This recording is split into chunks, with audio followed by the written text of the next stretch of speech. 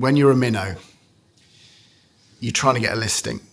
And there are unfortunately some harsh realities. If you are a startup challenger brand and you want to get into one of the big guys, you are going to have to give more margin than the category average, unless there is a completely incredible, unique dynamic. And a couple of examples maybe like that were like Little Moons or a Fever Tree, who had so much groundswell and power because they were doing so well. Retailers, I'll give you another example, Prime, right?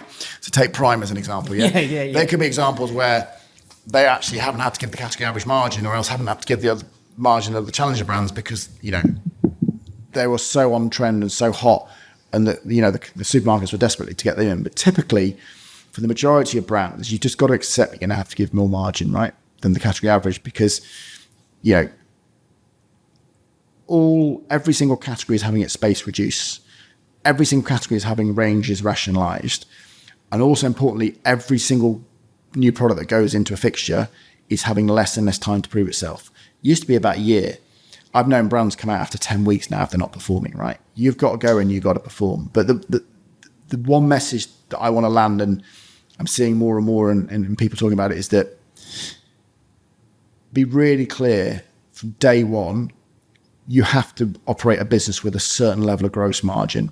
And I think I mentioned to you we talked about this last time. Yeah, and obviously gross margin, just for anybody who's listening, is just very simply the invoice price you charge a customer, less your promotional discounts, less what it costs you to both produce it and deliver it to that customer. So just keep it as simple as that. There are slightly different definitions, and typically in food and drink, you want that to be minimum 30%. Ideally, you'd want that to be 40%.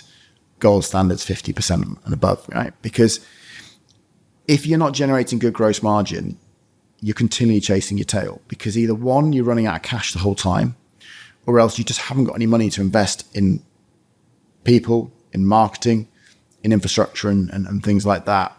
And that's the number one thing I see where, I pick up some P&Ls and some businesses, because obviously I get quite a few investment memorandums where people are obviously fundraising and stuff. And I'm seeing some gross margins in I hate to say it, but I see quite a few in the 15, 20, 25%. I'm like, there's no sustainable business there. You've got to make a gross margin. And I hate to say it, but in the meat alternatives, I'm seeing these businesses with single digit gross margins. Oh, we think we can get it to 15% in the long term. I'm like, still nowhere enough, because it's not a viable business, because you've got no money. You're not generating any money to then kind of build a business underneath it. And that's my number one thing, which is, there may be an amazing listing for you, but just make sure you can go in a way where you can, let's just say, for example, give an example let's just say, right, I would generally say, look, try and make an average of 35%. But let's be honest, let's just say one of the top 4 supermarkets offered you a listing, you're going to make 25%. Do it, right? If you go to all through negotiation, you can't get a better deal, do it. But if that's more like 20, 15, 10, don't do it. Because that sort of size volumetric customer, the percentage of the mix means you're always going to be chasing your tail on margin.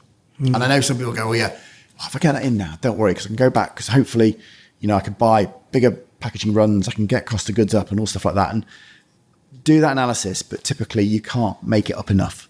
And the scary thing is, and this is the elephant in the corner of the room, is that you're going to have to invest more every year, because you'll have to increase your promotional spend. Rate cards go up for things like shelf ticketing, or whether you want a gondola end or whatever.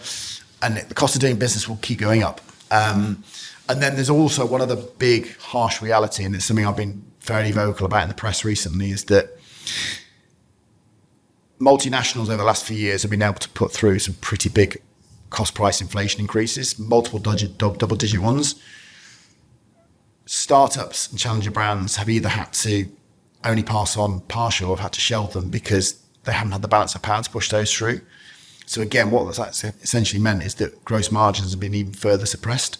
And I've really struggled with that one, because, the big corporate suppliers can push through price increases. There's obviously been some fallouts, which has obviously been well documented in the press, with certain products being taken off until it's been sorted out.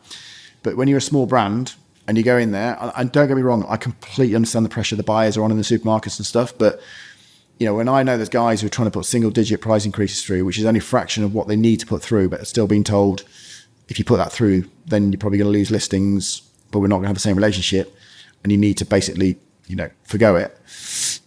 That's tough, because I think business moral and ethics, I don't think that's right. And what's even worse, by the way, is us, and again, because whilst I have my own portfolio, I speak to a lot of people on a weekly basis, because they're always always happy people want to talk to me and just kind of confidentially chat with me on stuff. And what's even worse is there's quite a few, there's at least 5 brands that I've spoken to in the last 2 weeks who are saying, can you give me some advice? I said, well, I'll try. And they basically swallowed all the inflation because they were told wasn't going to be allowed to put any more through. And then they've done that, so they're not moved the cost price. And as we know, and I want to be really clear on this, in-store pricing is 100% the decision of a retailer, yeah? But you imagine being a startup business where you're making less and less, and you've been told you can't put any inflation through. And then even though they've not changed their cost price, they're now seeing that retailer has now changed their shelf ticket price up by 10, 20, 30%. Because as a business, they're either not making as much money, so they're going, well, just bang that up. Or else they're using that money then to try and price fight on the bigger, kind of KVI on the big items to, fight KVI. So key volume or key value item. So, that will be typically, or like the grocer does a top 33 basket. It's all those sort of products that go into that basket where they have to be price match everybody else. And obviously there's the big supermarkets are always against discounters on trying to be as competitive against that. That takes a lot of money. And of course that money's got to come from somewhere. So hence why you start seeing some other challenger brands and stuff, their numbers have been, their on-shelf prices going up, even though they haven't moved their cost price. And even though they haven't, and they've swallowed the inflation.